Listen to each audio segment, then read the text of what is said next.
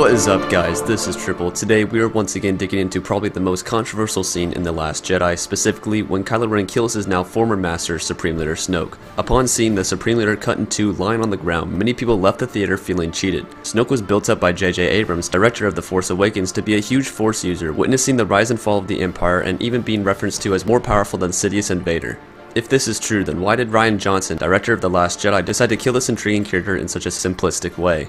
I, like many others after watching this scene, quickly looked for a reason as to why this may be, or perhaps a reason why Snoke may in fact be alive after all. For the record, it is clear that Rian Johnson has revealed that he wanted to kill Snoke off so that Kylo Ren could have a turning point and evolve as a villain. However, J.J. Abrams is the one that's writing Episode 9, not Rian Johnson, so this raises the question, is it possible that Johnson left Abrams the tools to choose if the character Snoke is to be truly dead or not?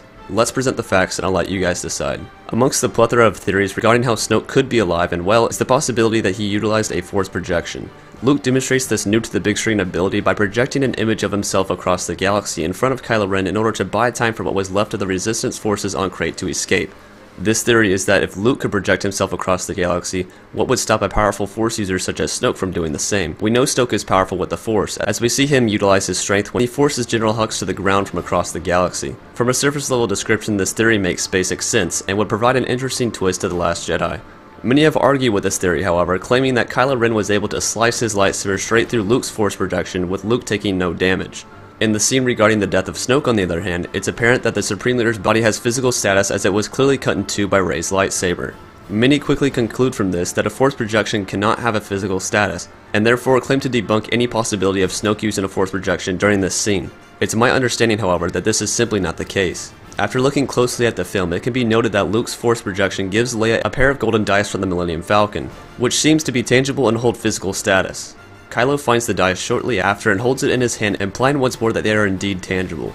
However, this implication of it being real is quickly thrown aside as the dice fade away in Kylo's hand in a blue light shortly after Luke fades away himself. This scene has more importance than first assumed, as it proves that a Force projection can have physical properties at any chosen time. This is further supported earlier in the film when Luke's Force projection sits next to Leia, puts his hands on Leia's face, and kisses her on the forehead, all as if he was actually there. Because of this, it's clear that Snoke could have indeed been using a Force projection after all, as it's possible he wanted his Force projection to have physical status, perhaps in order to make his death look more believable and set up a bigger plot for Episode 9.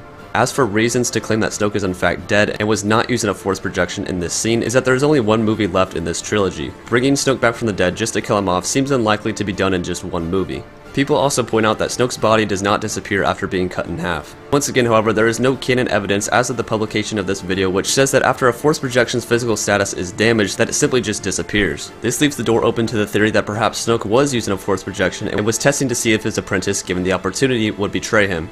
After the betrayal was done with, Snoke had to concentrate and keep his projection active long enough to trick Kylo into thinking he had actually killed him. More evidence which points to Snoke being alive or at least prevalent in some way is the fact that he is the one who claimed to have bridged the minds of Kylo Ren and Rey. After his assumed death, Rey and Kylo have another connection through the Force. An easy counter-argument to this is that it's possible that Snoke opened the gate but does not have to be there to reopen it. This suggests that once the connection is made, it's there permanently. Once again, however, neither theory is truly confirmed. It's also worth mentioning that the working title for Episode 9 is Black Diamond.